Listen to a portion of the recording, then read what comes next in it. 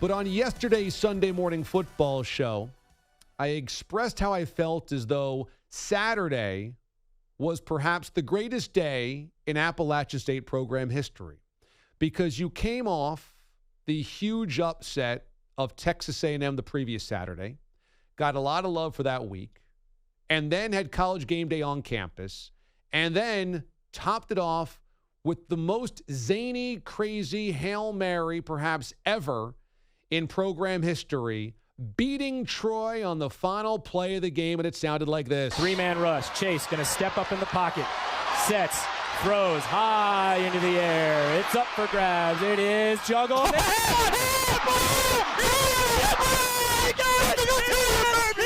it! It's a touchdown! It's a touchdown! It's a touchdown! Miracle on the mountain! Miracle Part 2! It's Miracle Part 2! Oh, they did it! Don't give up on this! Oh my gosh! Don't you do it, baby! Don't you give up on these Mountaineers, baby! Yes, sir! What a moment, what a weekend, what a week plus. Joining us here on the show is the man that has steered App State to 3 consecutive bowl games, coming off a 10-win season last year, and now have a lot of momentum. Joining us here on the show is App State head coach Shawn Clark. Coach, good morning. Good morning, DA. I appreciate having me on the show. That's the first time I've heard that call from Adam Witten since the game, so I got a little chill bumps right now, but it's an exciting time for our university, for our program. We've had 3 tough weeks and 3 exciting weeks, and we've got to get our attention turned to James Madison because we have a great program coming in this weekend, so it's going to be another exciting game for us. That's the first time you heard the play-by-play call. That thing went viral all day on Saturday. I figured by yesterday you would have heard it. DA, it was my phone has not stopped ringing, so I turned my phone off after the game and tried to catch a little breath. People don't realize we didn't get back from A&M until 10:30 in the morning because of plane issues. We went straight to work, so it's been crazy. That's the best I can tell you. It's been crazy. Well, what a beautiful weekend it was because you come off that upset of Texas A&M, and then game day is on campus. The community, the area, the region, and the campus just comes out in full bloom. It's a beautiful early fall day in Boone, North Carolina. So just having that attention on your program must have been so wonderful. What was that like leading up to that day and the week and then Saturday? Well, it's you can't put a price tag on the advertisement we got for our university and for the program. And when game day was announced, there was a buzz in the air. And I just want to say, our community has been awesome this week. From Wednesday on, you could not drive around town with. You couldn't get to a stoplight without taking you 25, 30 minutes, basically. But the buzz on campus, the excitement, you bring College Game Day, and there was, 5,000 to 8,000 people there. And, we're very fortunate. We have a very passionate fan base. Our first 4 home games are sold out.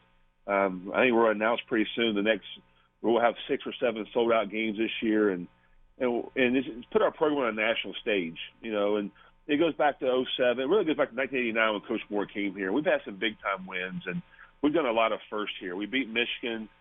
We've beaten North Carolina, South Carolina, number 6 ranked team in the country in A&M this past week. We won national championships, bowl games, but the first time ever in the history of our program, we had College Game Day here. And I think we cashed in on it as a university, the football program, and now people know where Appalachian State University is located now. No kidding.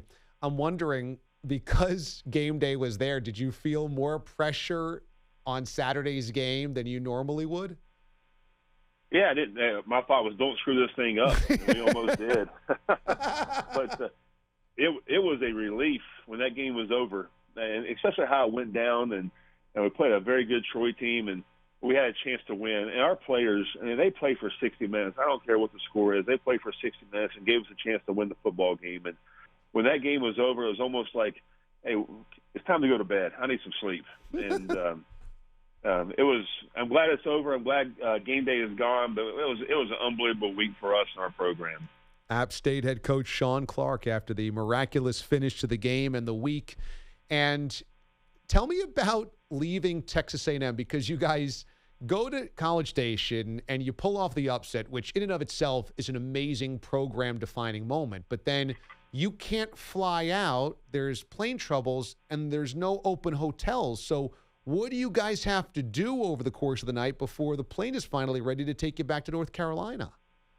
Well, that's going to be chapter 9 in my book I'm going to write one day. We have a program-changing win at A&M, beat the number 6 ranked team in the country, and we're celebrating, have a lot more media than we usually do. And then we get to the airport, and our director of football operations tells me that we have an issue with a flat tire. So I'm thinking, hey, take the tire off and get fixed at the local gas station. And that's not how you work the airplanes. They didn't know this. And then Doug comes to me and say, I think we're getting College game day here. So it's all excitement again, and we realize we can't get on the airplane, and then we call all the hotels. There's no hotel rooms available. We go back to the hotel we stayed at, and we're sleeping in big conference rooms and the couches in the lobby. And we finally get the call at 3:30 that we got a plane flew from Minneapolis, Minnesota to College Station to load us up. And we finally get on the plane and take off about 5:30, and then 40 minutes from Hickory, North Carolina, we get the call there's too much fog in the area to land. So we had to divert to Charlotte, get our buses to Charlotte. We land at roughly 8 o'clock, get back to Boone around 10:30, and we have probably 2,000 people there to welcome us home at 10:30 in the morning, and then went straight to work.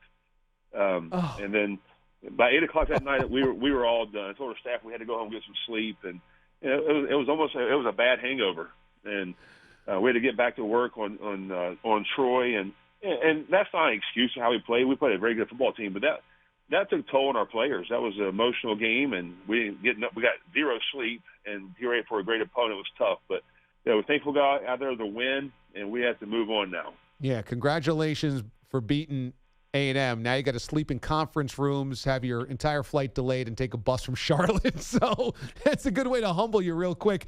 On Saturday, you guys had trailed a couple of times by a touchdown or so, and then you had mentioned earlier in the week you had set mouse traps up around the facility to remind your players not to take the cheese. Did you feel in the middle of that game when you were struggling to defeat Troy that maybe they had taken the cheese that week, or you were just locked in a really competitive game against a good team?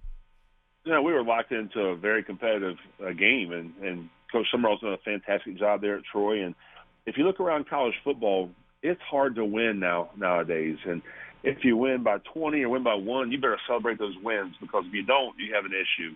I mean, I look at Marshall beating James Madison, and they get beat by Bowling Green. And you look at Arizona State getting beat by Eastern Michigan. The list goes on and on. But there was no second guess in my mind that our players were locked in and focused, and we just played a very good opponent.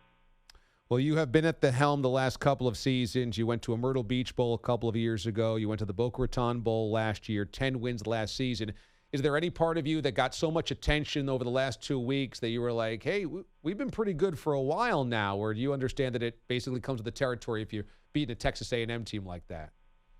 Yeah, we've had a great program for a long time. And, every team we play, we get their best shot. So if we're not prepared to play, then we're going to have some issues. But, it's been an alumni from here and played here from 94 to 98. I know what goes with the job. And we have a very passionate fan base, and they expect to win every football game. And our fans love you, win or tie. And if not, they're not happy with you.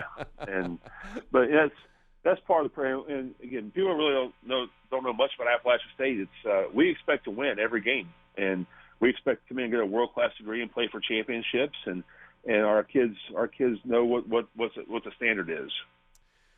That's the most beautiful underthrown pass of your coaching career, isn't it?